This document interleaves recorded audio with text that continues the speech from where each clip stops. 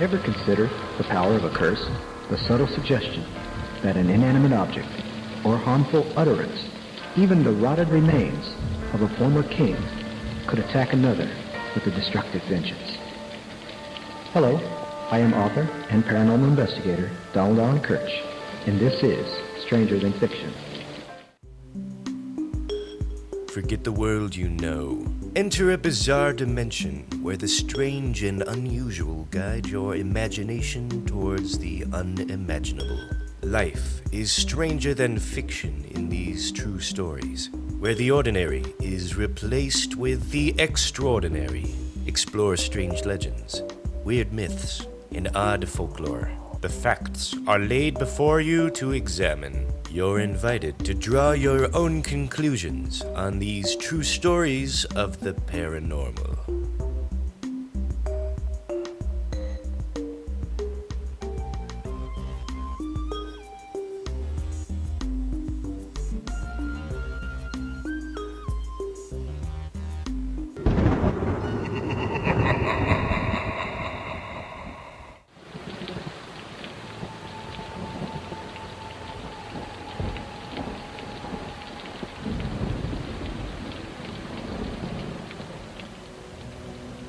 On November 10, 1958, the Smithsonian Institute received, in the mail, a simple, plain parcel. Several members of the staff had waited with bated breath for its arrival. The package had been sent from a New York jeweler by the name of Harry Winston, who had meant to offer it up as a fantastic centerpiece in a newly formed gem collection, soon to be displayed. The jewel in question was a rare blue diamond mounted within a ring of smaller white diamonds and was an estimated 44 carats. It was the Hope Diamond. It was also a famously unlucky and cursed object.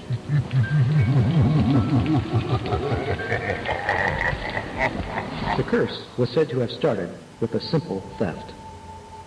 In 1642, a French jeweler named Jean-Baptiste Travanaire, who had been known by his peers as an obtainer of rare and unique jewels, traveled to India and had purchased a 112 and 3/16 carat blue diamond. The diamond was officially stated as coming from a mine in India. That's the official story.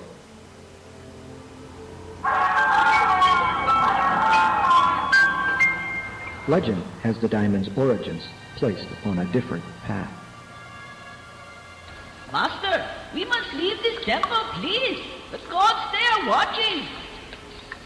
That is what is wrong with you savages. You have not the will to face your own destiny. Can you not see the sheer beauty of the thing?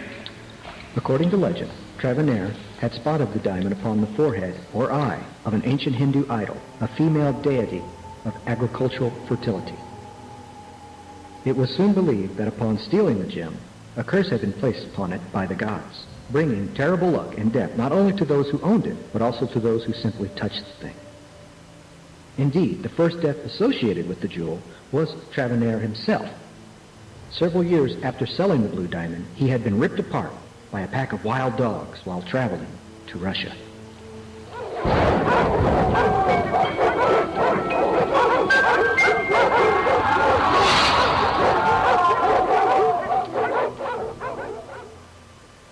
In point of fact, Travanaire's official death is not recorded.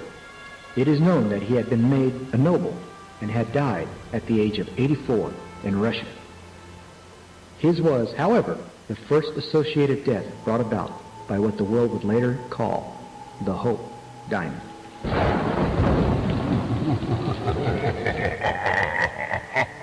Before his promotion to noble and before his horrific death, the Frenchman Travanaire would do more work to propel both his famous gem and France into disastrous ruin. In 1668, 26 years after his famous theft, King Louis XIV, the Sun King, requested the company of Travanaire, having heard of the wonderfully colored blue diamond he had obtained from India.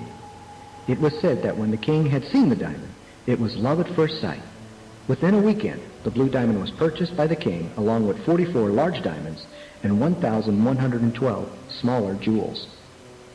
In generations to come, both the Crown and France would come to regret the purchase.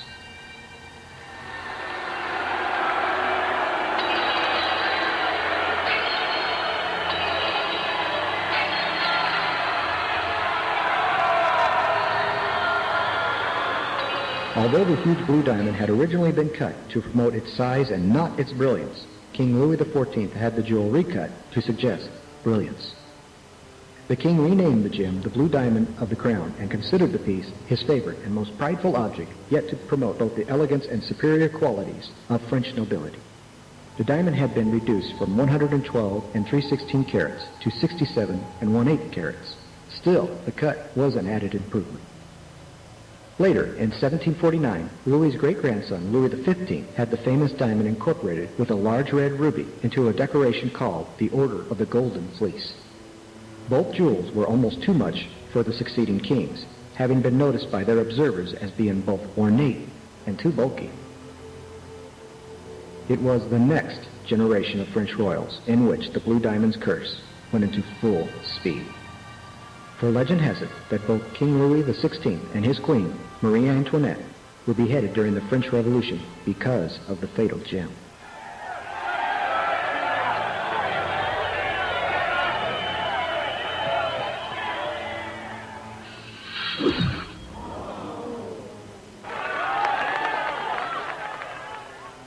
Before his bitter end, the king and queen tried their best to flee both Paris and her angry mobs.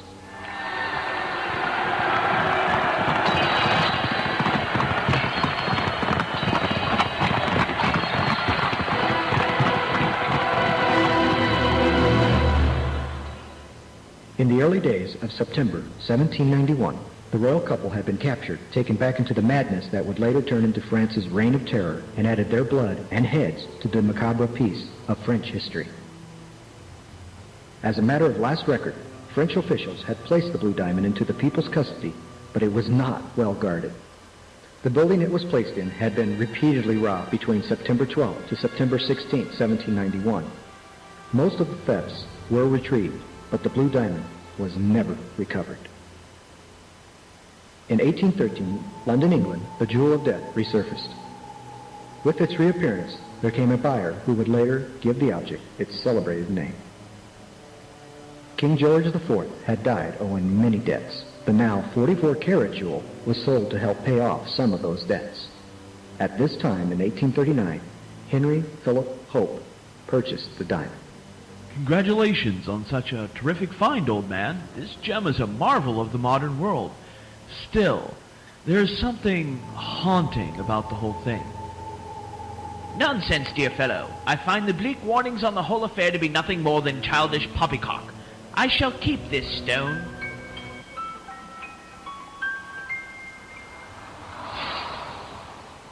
The Hope family were banking pioneers. Henry Philip Hope was one of the heirs of the banking firm Hope & Company, which had long since been sold in 1813. Henry had been known worldwide as a collector of rare and magnificent jewels. Strangely enough, while in possession of the Hope diamond, nothing recordable had ever happened to the man the famous jewel had been named after. So perhaps there is some truth to the theory that curses, like sicknesses, can skip a generation before they strike. When Henry Philip Hope died, the diamond went to his oldest nephew, Henry Thomas Hope.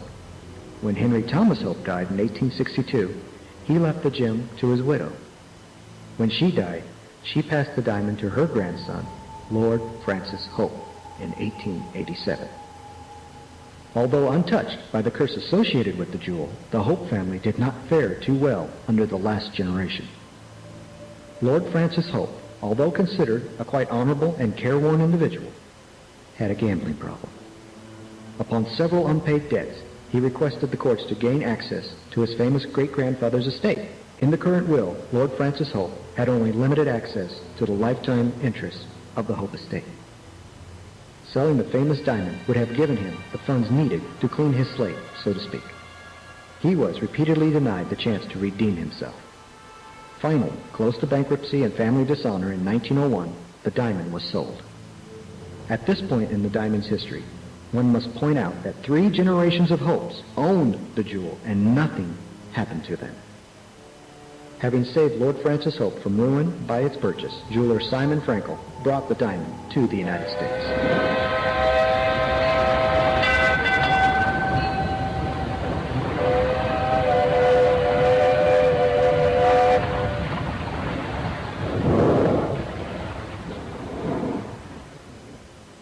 Frankel then sold the gem to Paris Cartier. Then came the rich but strangely unfortunate Evelyn Walsh McLean. Evelyn had always told her friends that objects that were considered unlucky usually brought her good luck. So, upon hearing that Cartier had obtained the blue diamond, McLean purchased it in 1910. Evelyn, darling, are you not worried about the terrible stories and fates surrounding this blue jewel? I certainly would be. Ah! My dear friend, this shall be nothing more than my lucky charm upon the world. Bad luck usually brings me good. I simply will not fear it.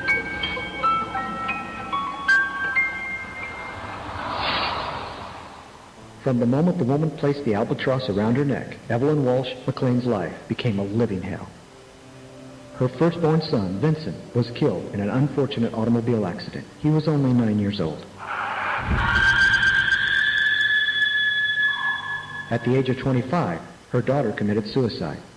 A few years later, her husband was declared insane and spent the rest of his life in a mental institution until his death in 1941.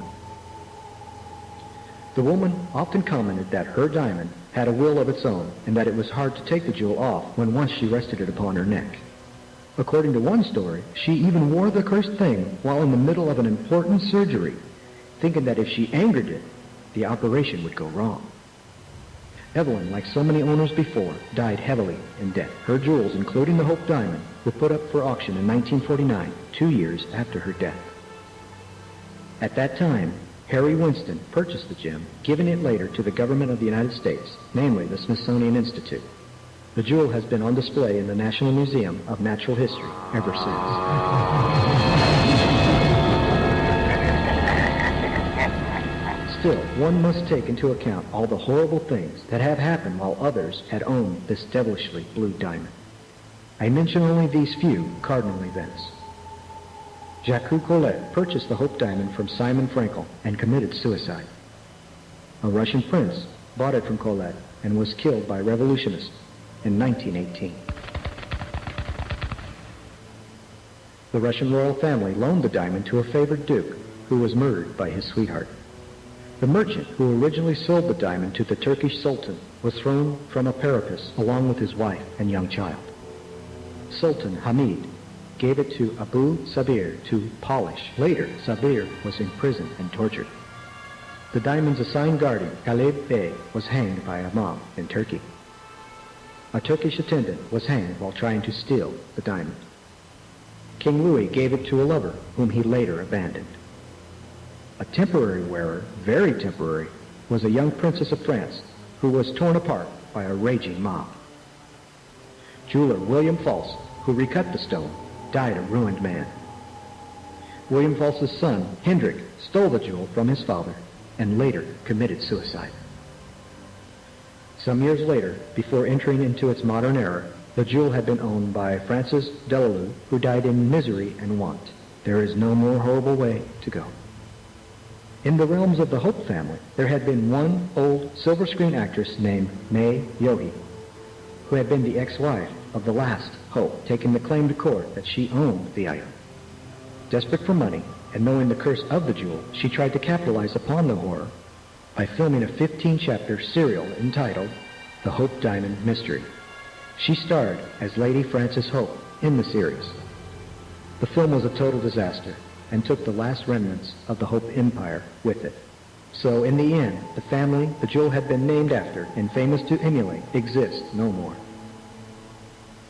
The last official owner, Evelyn Walsh McLean, added her own mythos to the diamond by stating that it had once been owned by Catherine the Great, who had the object removed from the Kremlin and the city of Moscow, having believed that the devil was encased within.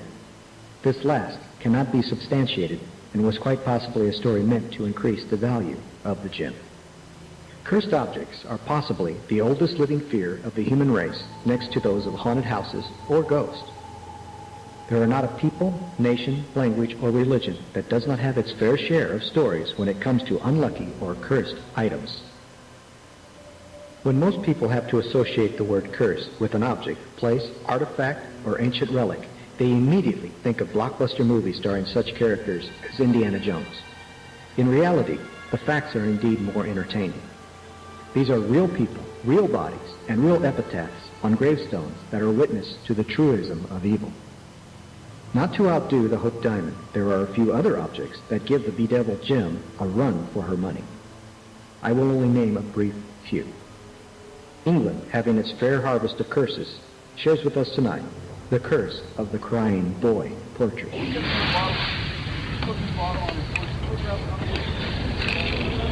In 1985, in Rotterdam, the Hall family became the victim of every family's worst nightmare. Their home burnt to the ground. All were saved, but the residence was a total loss.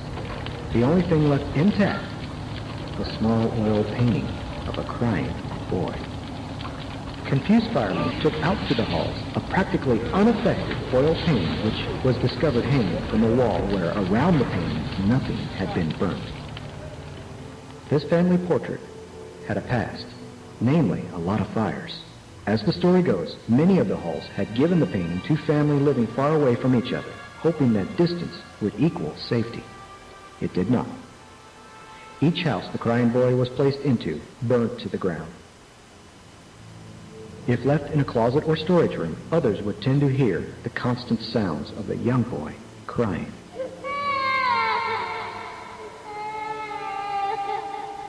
It is claimed that a companion piece, that of a crying girl, had been lost during the Second World War. Legend has it that the crying boy will not rest until he is reunited with his sister. Was there ever really a companion piece, a crying girl painting? This has always been a curiosity to me. In 1974, one of the greatest archaeological treasures of all times was accidentally discovered in Yang Village, China, while digging up a well. The Terracotta Army. This 2,200-year-old find brought wealth and fame to all connected with it, except the original 7 farmers who wanted nothing more than a freshwater source to help feed their livestock. The clay army had been placed in single-file rows in honor of China's first ancient emperor. Always at attention, each clay soldier had been blessed by high priests to destroy those who would disturb their master's sleep. The emperor's tomb itself has yet to be unearthed. Still, the curse seemed to work on those who had first discovered them. The entire village lost all its lands and livelihoods. All became the property of the People's Republic. 3 of the farmers died. Cause of death, unknown. The main discoverer died by his own hand, having nothing to pass on to his family. While awards, honors, and legacies were being built by politically picked professors and party members, the 4 surviving farmers who discovered the clay army meekly earned $2 a day in a shack the government allows them to occupy on the site as a gift shop.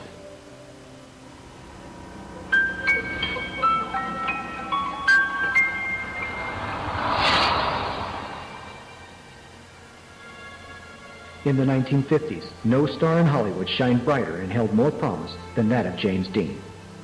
His talent was like nothing seen upon the American cinema screen, and all saw great films and promises ahead for him. James Dean himself, awkward, shy at times, and insecure, escaped his career by driving his favorite car, a 1955 Porsche Spyder he affectionately called the Little Bastard. Upon purchasing the fast car, James Dean's friend tried desperately to make the young man change his mind. There were bad feelings for the automobile. How correct they were. James Dean died in the Little Bastard on September 30th, 1955.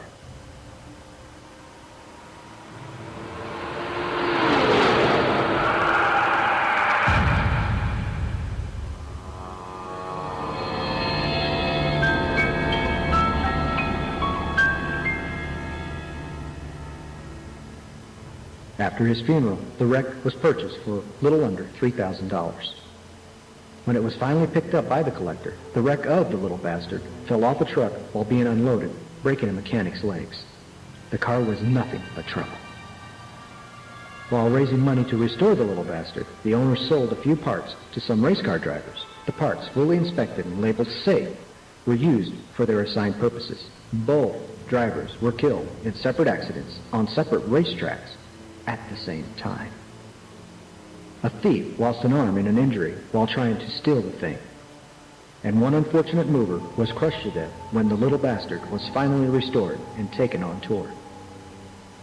In 1960, the car disappeared while in transport. No one knows what happened to it.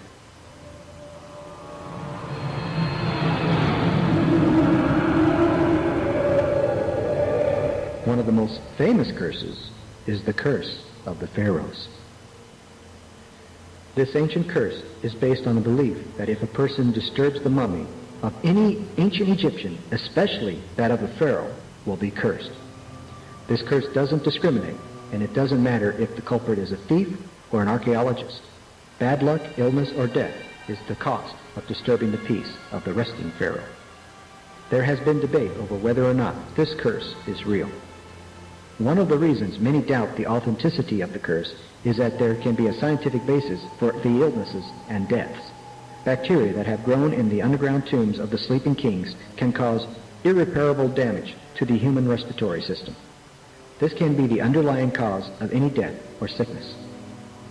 There have been many reported versions related to the opening of King Tutankhamun's tomb. One such version is that of Howard Carter finding an unusual clay tablet in the antechamber of the lost king's tomb. A few days after cataloging it, the story suggests that Alan Gardner deciphered the hieroglyphics. The tablet read, "Death will slay with his wings whoever disturbs the peace of the Pharaoh." Both Carter and Gardner viewed the curse as a warning to tomb robbers, but the tablet is alleged to have spooked away the local workers, and all accounts of the mysterious tablet were removed from the documented records.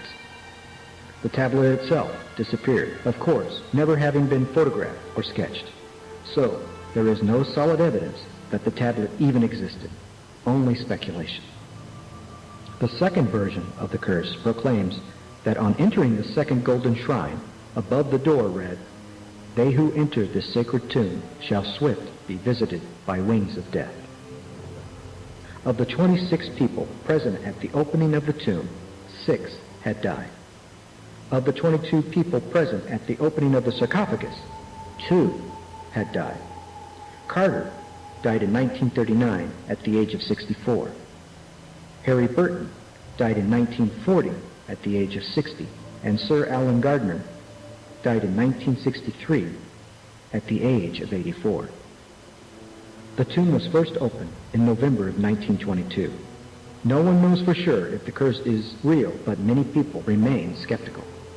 What evil can possibly be out there willing to take common, ordinary objects, things that we, as humans, tend to love and associate with memories of family, hope, and accomplishment, and sour them to the point of unmeasured misery?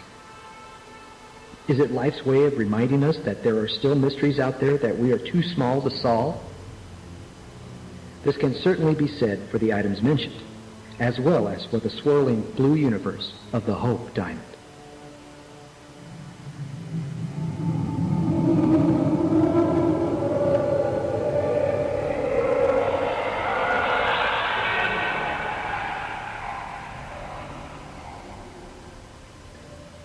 Is the Hope Diamond cursed? There are those who still say yes. One has to look no further than our nation's history since 1958, when the diamond was taken into custody. The chaos of the 1960s, the Cold War, Vietnam, and Watergate. The decline in belief in our national self.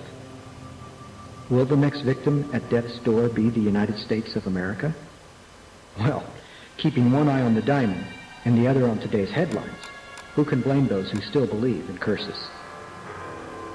If you would like to see my work, go to my website at donaldallenkirch.com.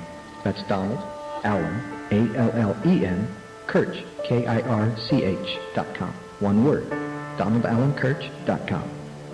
My books are available in both ebook and print format and can be found on Amazon and barnesandnoble.com. It would be an honor to entertain you. So, for Stranger Than Fiction, this is Donald Allen Kirch wishing you unpleasant dreams.